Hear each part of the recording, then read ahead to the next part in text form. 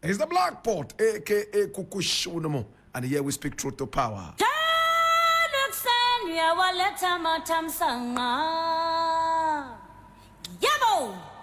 Now, today, my brother, my sister, I want us to look at something very quickly. How many of us remember Dr. Thomas Frimpong? Dr. Thomas Frimpong was reported dead a few days ago, less than a week. My brother, my sister, how many of us remember the media tour and runs that he had right here in Ghana? An accomplished fiber optics engineer, an accomplished scientist, a patent owner. My brother, my sister, Dr. Thomas Frimpong died a pauper. My brother, my sister, it hurts my soul to think about the circumstances under which Dr. Thomas Frimpong died. He was invited all the way into Ghana by President Kufuor. They had traveled all the way to America. They had heard about the inroads he was able to chalk and to build. They had seen how much energy he had put into his work. Today, when you send photos on WhatsApp and social media in general, you must be giving thanks to Dr. Thomas Mensah and two others. In fact, he is recognized in the science world. But he died a pauper right here in Ghana. I had a number of interviews with Dr. Thomas Mensah, and it hurts my heart that a great son of the land could be invited into the country and be made to die so terribly. We all remember how he went round talking from radio station to radio station, from one TV station to the other. We even remember how he said he was spearheading some sky train in Ghana. Many people rubbished that, and many others thought that he was only building castles in the air. Today, my brother, my sister, the naysayers might just be jubilating and saying that, oh, we said it. I had a close bond and a close relationship with Dr. Thomas Mensah. We spoke almost every day. It hurts my soul to say this, and I am saying it to the glory of the Most High. My brother, under what circumstances did Dr. Thomas Mensah leave America? Producer, put up a photograph of Dr. Thomas Mensah, please. Dr. Thomas Mensah died at the age of 74. We were told. He went to school, my brother, my sister, in the central region. He also went to school in France. He spoke French so fluently. He was a scientist par excellence. My brother, my sister, Dr. Thomas Mensah came into this country to help build the nation and to give the average Ghanaian the opportunity to also appreciate science. But he died a pauper. Do you know, this is Dr. Thomas Mensah. Just before Dr. Thomas Mensah died, my brother, my sister, he didn't seem to be able to grab his memory properly. Was it due to old age? Did they do something to him in America before he landed in Ghana? What really was the theory? A renowned scientist who only was around 74 and could not remember a lot of things, to the point that he was even buying food on credit. Thomas Mensah, I can say, whatever might have killed him, hunger would have been part of it. I'm saying that on authority, my brethren. Food to eat was a problem. He was buying food on credit. He piled up debts on just food. My brother, if I talk about food, I'm not talking about lasagna and pizza and the rest of them. I'm talking about gobe. I'm talking about food that almost every Ghanaian could dole out money and pay. Dr. Thomas Mensah, a renowned scientist, close to me, my brother, my sister, struggled to even buy food. Who invited him into the country? Did they invite him into the country and then after they realized that, oh, probably his mind had been messed up with in America, or whatever happened to him, and therefore they did not have any use for him anymore, and they let him out like a stray dog? Please accept and forgive my language. A great renowned scientist like this was going around crediting food. I won't go into detail, but I will go into detail when it's most necessary. I am hurt. Is that the end of knowledge?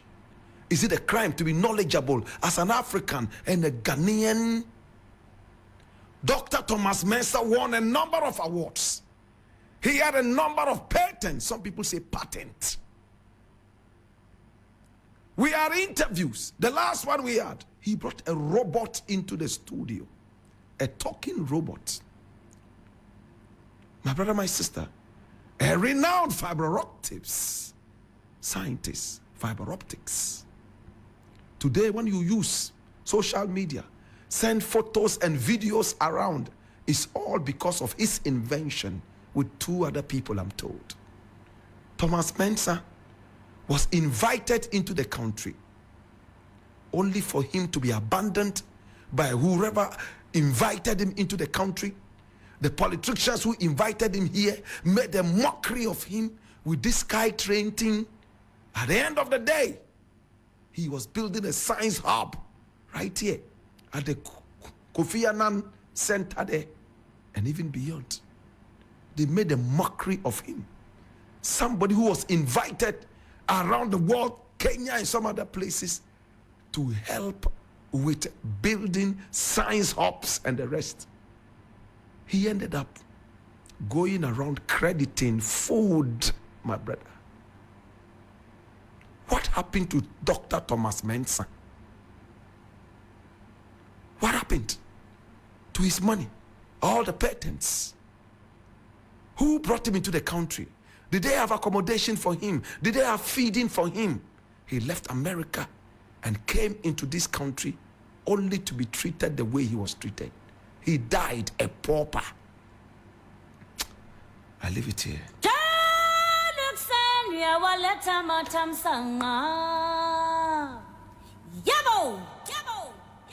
Well, the next thing I want to look at, and I want to be very sharp and very brief with this. Asante leads massive clean-up exercise in Kumasi. Hey, I read. The Asante Owusu said to do the second on Saturday, led the people of Kumasi to undertake a massive clean-up exercise in the metropolis. Similar exercises were conducted in all the traditional areas of the Ashanti region. The exercise was to help clean up all communities to usher in the 25th anniversary celebration of the ascension of Otumfuo Osei as the 6th occupant of the Golden Stool. 16th, I beg your pardon, 16th occupant of the Golden Stool. Now, Mr. Simon Mensah, Ashanti Regional Minister, Mr. Sampine, Mayor of Kumasi, and members of Parliament, traditional rulers, municipal chief executives, and other government officials joined the Asantehene to inspect the exercise.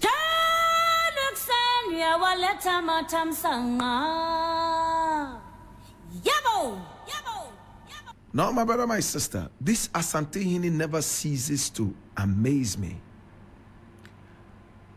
The 16th occupant of the Golden Stool, right from the days of Ainchi, Ni entry. Chum ni entry. My brother, my sister, the 16th occupant of the golden stool, he went out and dirtied himself in order to clean up the place. Oh my God. Asante hini. Oti kokoso. The occupant of the golden stool, the once richest empire of the whole region, the richest kingdom, the Ashanti Empire. Gold is nothing to that kingdom. My brother, my sister, he went out and led a clean up campaign. My brother, in our country, when somebody gets the slightest promotion, what they do away with is cleanliness. They don't clean anymore. Cleaning is left to the poor. Cleaning is left and relegated to a menial position. People who are poor are those who clean. Yet the Bible you read tells you that cleanliness is next to godliness. The Quran tells you the same thing. And when you relegate cleaning to the poor, then you are relegating God to the poor. My brother, my sister, Asante Hini descended into the gutters, put away his royal regalia, the kente, he put it away. With Adwa, he danced gallantly into the gutters, helped to clean up the place, instructed the whole of the Ashanti region to clean up.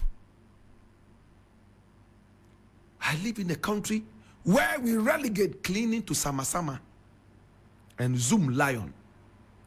In my days, Samasama will go around and make sure that your house was clean, your own house. I remember in those days, even as a little child, some people were still trying to bribe the Samasama. Samasama would open your drum full of water to inspect it and be sure that there were no worms in the water. Your own health, somebody would have to come and force you to be healthy. These days I don't see Samasama. Are they still around? Those health inspectors who came to make sure that yes, we lived according to the dictates of good health. I remember there was a time my uncle took me to court. To be honest with you, I went to court because my uncle was an interpreter in court. We went to see him and he was on duty, so we decided to sit in the court and wait for him to come out. There was a Samasama who had summoned a certain woman. It was embarrassing. We were just little children. I was about 6 or 7. You know what the Samasama said? We went into her house and then we saw a kraba chamber pot in one corner. We inspected the whole house. In fact, about 200 yards to the house, it looked like they had heard that we were in the area, so they quickly started to clean the area. It means if we hadn't come, they would not clean. That was what the Samasama said in court. But when we got into the house, a chamber pot, aka kraba, caught my attention. And I went and opened the kraba. My Lord, you wouldn't want to know the content of the kraba. And to those of us who have not had their breakfast or lunch yet, you wouldn't want to know the content of that kraba. I remember clearly as a 7-year-old or 6-year-old. When I opened it, I realized that it had fecal matter, aka feces, 4 different types. And when I inspected it well, they had about 6 worms inside, aka gwagogome. And I realized that the woman had 4 children, all of them born 1-year interval. The eldest was about 5, so the next was 4, and so on and so forth. And they were all using the same chamber pot. So I could tell, my Lord, that the fecal matter I saw in the kraba was delivered by these 4 children and had been kept for several days to the point that he started to brew worms. Hallelujah. In court.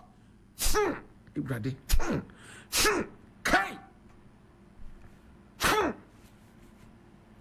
As a 6-year-old, I remember this kraba and I remember those worms. I see 4 worms. They were swimming and dancing agbaja. What kind of a human being are you? You will not clean your area until you are told. And when you are sick, you run to the hospital and expect a doctor to treat you. Some of you should be injected with the horse's needle, the long one. We should use that to inject you. You don't respect your health. These are the people. They will leave the kuraba there with 4 worms inside and go to church wearing all white. Asida yonyame nidia. Asida oyanyame nidia. Nyakle nyama ho. I don't know how. What's wrong with you? Asantini has decided to go into the gutter and clean the gutter himself. Where are the samasamas? Do you still have the samasamas in your area? Or they are no more there? As a 6-year-old at the Tamale court, I heard a samasama dressed all white narrate how he saw a chamber pot with 4 different types of fecal matter, one sitting on the other, balanced to one side, and had 4 worms dancing agbaja and damba inside it. Hallelujah. Thank you, Asantini. God bless you for being a leader, leading by example. I expect that some of our chiefs and kings who are now demigods will never clean, not even their own teeth. They won't clean. They leave everything to servants. You owe yourself that duty to be clean.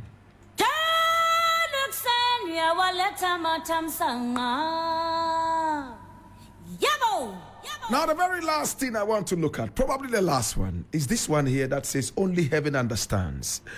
Owusu Bempah, after offering his prophetic seat to Bawumia. And I read, Reverend Isaac Owusu Bempah, the leader of Glorious Word Power Ministries International, offered prayers and commendations for Vice President Dr. Mahmoud Bawumia during a visit to his church on Easter Sunday, March 31, 2024. Now, the viral video capturing the moment reveals Bawumia seated on a pastoral chair as Owusu Bempah whispered prayers over him. Following the prayers, Owusu Bempah addressed Bawumia, conveying a cryptic message to him. Nobody understands what I have done. Only the heavens do. God bless you. You are a good man and you have a good heart. I leave it here.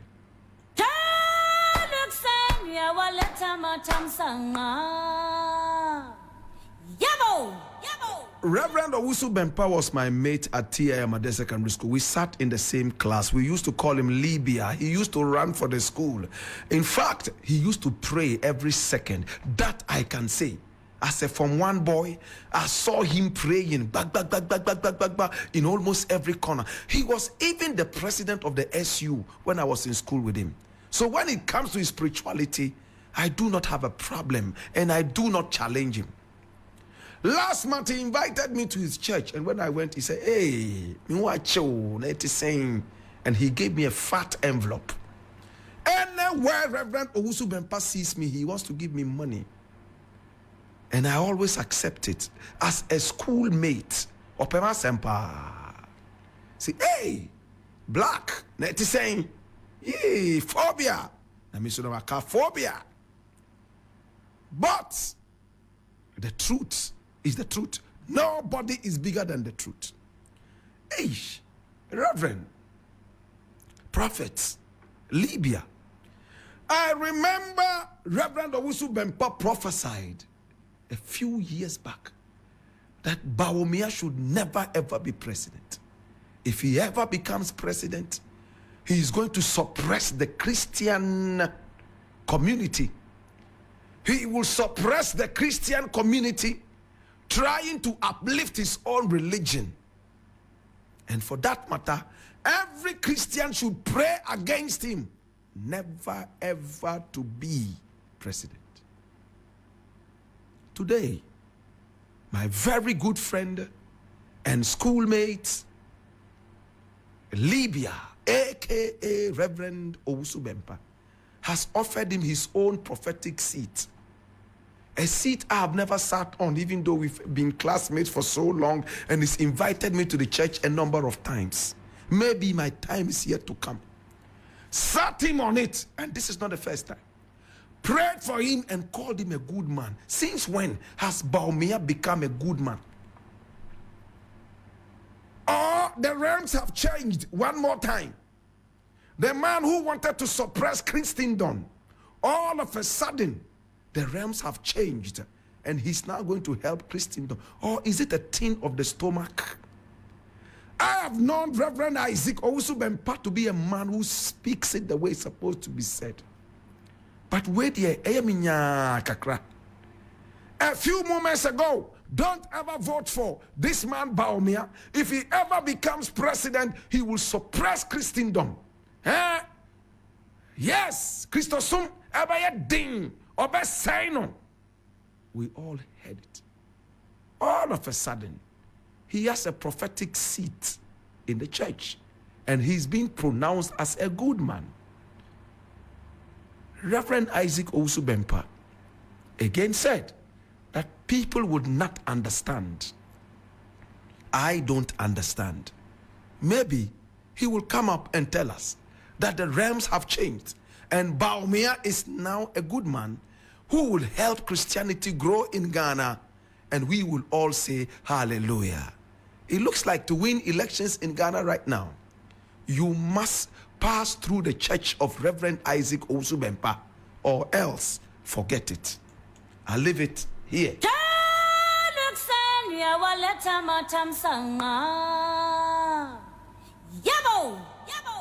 Now, the last thing I need to look at before I go says, I have delivered on almost all my promises. And this is Dr. Bawumia telling traders.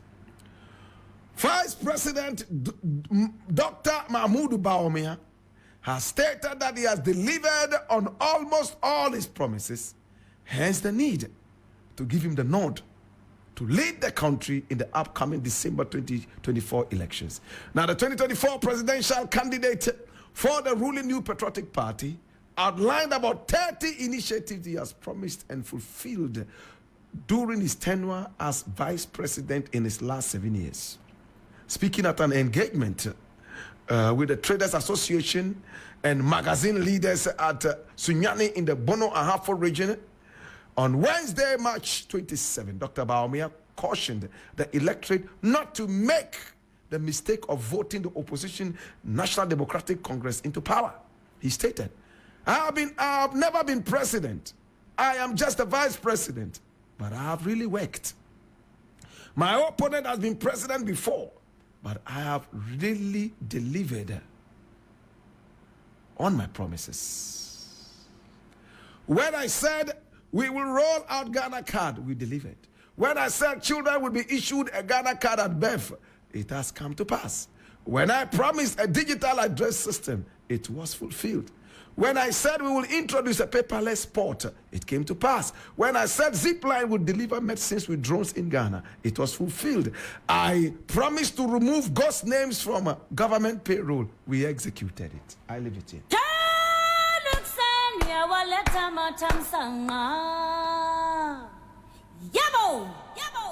My brother, my sister, Bawumia said ghost names have been removed from the payroll. Is it true? I leave that to you. Is it true? There are no more ghost names in the Ghanaian payroll register? I'm asking you. Now, those of you, he says Zipline has been bringing you medicines. Can you own up? Zipline has been delivering medicines using what technology? Internet or what? I'm just asking. So when you see Zipline flying around, it's bringing you medicine. Please, please, and please again, the people of Ghana, are crying that there's no electricity. They are crying that your zip line needs electricity to fly. It needs to be charged using electricity. Now that we have no electricity, what happens? He says he has delivered on all, in fact, a lot of his promises. I leave that to you. To God be the glory. Well, my name is Black President. I want to say thank you so much.